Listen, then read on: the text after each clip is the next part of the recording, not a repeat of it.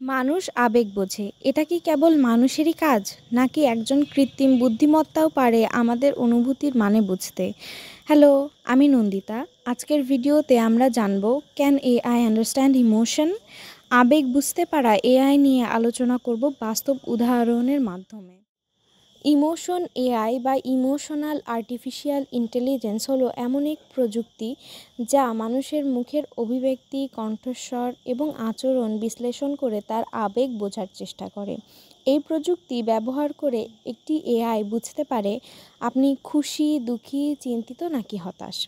উদাহরণ হিসেবে, আপনি যদি একজন চ্যাটবটের সাথে কথা বলেন এবং আপনি হতাশাগ্রস্ত থাকেন, ইমোশন এআই সেটি চিনে ফেলে এবং আপনাকে সেই অনুযায়ী সান্ত্বনা দেওয়ার বা সাহায্য করার চেষ্টা করতে পারে। ইমোশন এআই এখন শুধুমাত্র গবেষণার বিষয় নয়, এটি বাস্তব জীবনে ব্যবহৃত হচ্ছে। এআই থেরাপিস্ট বিশ্বজুড়ে কিছু অনলাইন থেরাপি প্ল্যাটফর্ম এখন এআই ব্যবহার করে রোগীর আবেগ বোঝায় এবং প্রাথমিক সহায়তা দেয়, যেমন উইবট এবং ওয়াইসা। এই অ্যাপগুলো আপনার সঙ্গে আলাপ করে বুঝে ফেলে আপনি বিষণ্ণ নাকি উদ্বিগ্ন।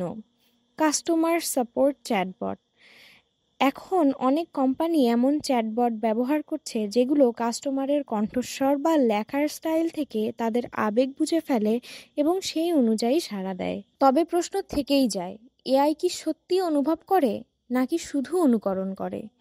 এআই আমাদের আবেগ বিশ্লেষণ করতে পারে ঠিকই, কিন্তু সেটি অনুভব করতে পারে না। এখানে আসে নৈতিক প্রশ্ন। আমরা কি চাই একটি মেশিন আমাদের মনের অবস্থা জানুক? আমাদের ব্যক্তিগত আবেগের তথ্য কি নিরাপদ থাকবে? যদি এই তথ্য ভুল হাতে পড়ে, তাহলে কি হতে পারে? এই কারণেই ইমোশন এআই নিয়ে চলছে বিস্তর বিতর্ক।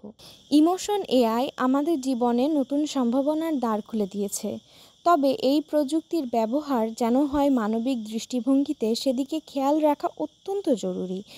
আপনার মতামত কি? আপনি কি চান এআই আবেগ বুঝুক?